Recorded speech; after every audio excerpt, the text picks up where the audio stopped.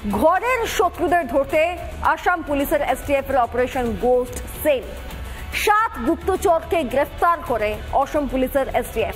ভারতের সিম তুলে দেশবিরোধী কাজ চলত, তদন্তে নেমে আরো 14 জনকে গ্রেফতার করেছে তদন্তকারীরা।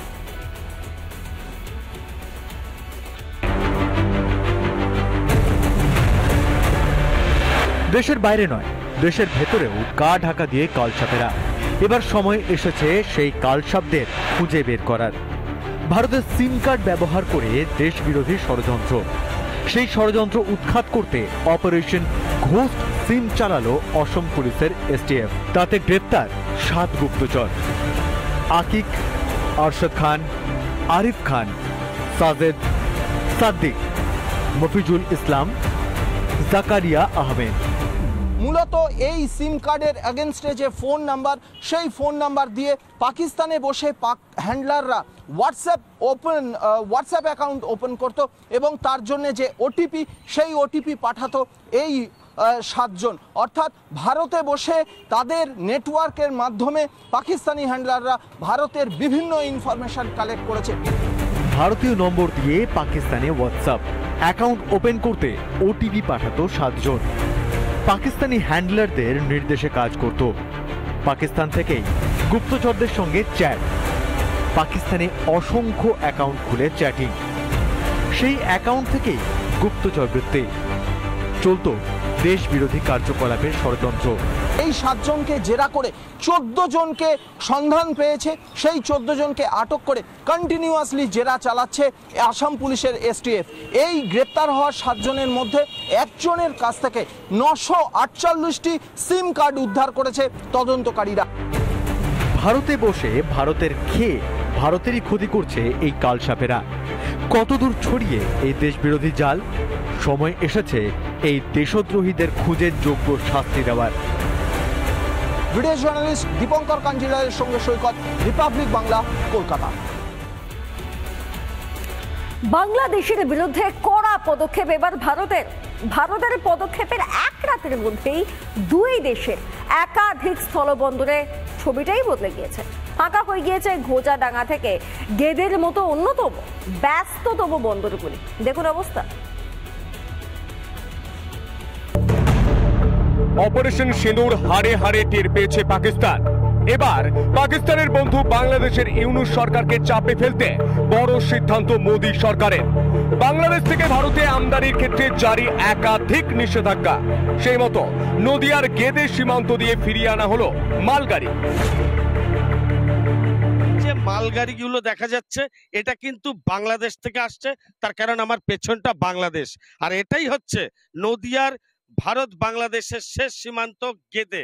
2 দেশের মধ্যে বাণিজ্য বন্ধ হওয়াতে ভারত সরকার এই ট্রেনের বগিগুলোকে ফিরিয়ে আনছে, আর একটিও ট্রেন বাকি নেই বাংলাদেশ থেকে ভারতে ফিরিয়ে আনার জন্য। তল্লাশি চালিয়ে রেলের প্রতিটা বগি খতিয়ে দেখেন ভারতীয় সীমান্ত রক্ষী বাহিনীর আধিকারিকেরা।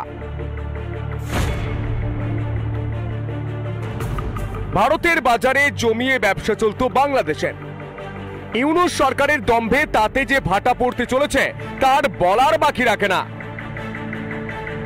এই ধরনের বিস্কুট, এই ধরনের সাবান, এই যে একাধিক প্রোডাক্ট রয়েছে তুমি দেখতে পাচ্ছ, যে প্রোডাক্টগুলো স্থলপথে কার্যত ভারতে পাঠিয়ে বাংলাদেশ তাদের অর্থনীতিকে চাঙ্গা করার যে কৌশল কয়েক বছর ধরে দশকের পর দশক রেখেছিল, এবার সেখানে বড় ধাক্কা।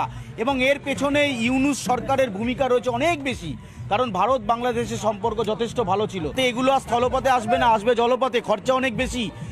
বাংলাদেশের অর্থনীতির অবস্থা যে কতটা খারাপ সেটা বাংলাদেশের যারা এখানকার স্থানীয়রা আসছিলেন বাংলাদেশ থেকে তারা নিজেরা বলেছেন। যে এই ধরনের বিস্কুট ভারতের মাটিতে বিক্রি আছে? হ্যাঁ, মোটামুটি আছে। হ্যাঁ, এগুলো কি সব বাংলাদেশের প্রোডাক্ট? হ্যাঁ, এগুলো সবই বাংলাদেশের। ওদের ইকোনমিক ক্ষতি হবে? হ্যাঁ, তা তো হবে কিছু। ব্যবসায়ীদের পাশাপাশি মাথায় হাত ট্রাক চালকদেরও। আমি যে রাস্তায় দাঁড়িয়ে রয়েছি, এখান থেকে কিন্তু বাংলাদেশ থেকে ট্রাক আছে। বাংলাদেশ থেকে কিন্তু এখনো কোনো ট্রাক কিন্তু দেখতে পাওয়া যায়নি। কার্যত এই শনিবারের যে সিদ্ধান্ত ভারত সরকারের, সেই সিদ্ধান্তে কিন্তু কার্যত একেবারে মুখ থুবড়ে পড়েছে বাংলাদেশ সরকার। আমাদের ক্ষতিপূরণ জন্য এটা সরকার। আপনাদের সরকার দায়ী। দায়ী কে আছে সেটা বলতে পারবো না। এখন এই পণ্য যদি বন্ধ হয় তাহলে আমাদের ক্ষতিগ্রস্ত অনেকটা হবে, বহুত লোকে আমাদের ক্ষতিগ্রস্ত হবে।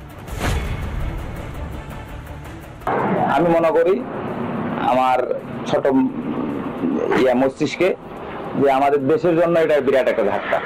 বাংলাদেশ সীমান্ত ফুলবাড়িতে কিছু বাংলাদেশি চালক, লরি চালকদের সাথে আমরা কথা বলেছিলাম। তাদের যেটা বক্তব্য, আগে ভালো ছিলাম, ডক্টর ইউনূস আসার পর থেকেই বাংলাদেশের সাধারণ মানুষ কিংবা গরিব মানুষ তারা ভালো নেই।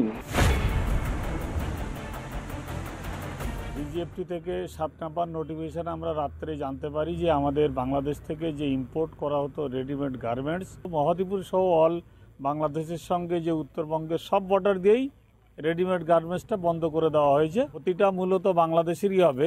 নতুন করে আর কোনো পোশাক আমদানি করবে না সম্ভবত ইন্ডিয়ান সরকার, এটা মোটামুটি আমরা লোকালি জানতে পেরেছি। পাকিস্তানকে সবক শিখিয়েছে ভারত, এবার ইউনূস সরকারের বিরুদ্ধে কড়া পদক্ষেপ। এখনই শুধরে না নিলে কপালে যে দুঃখ আছে তা নিশ্চিত বুঝতে পারছেন ইউনূস। রিপাবলিক বাংলা।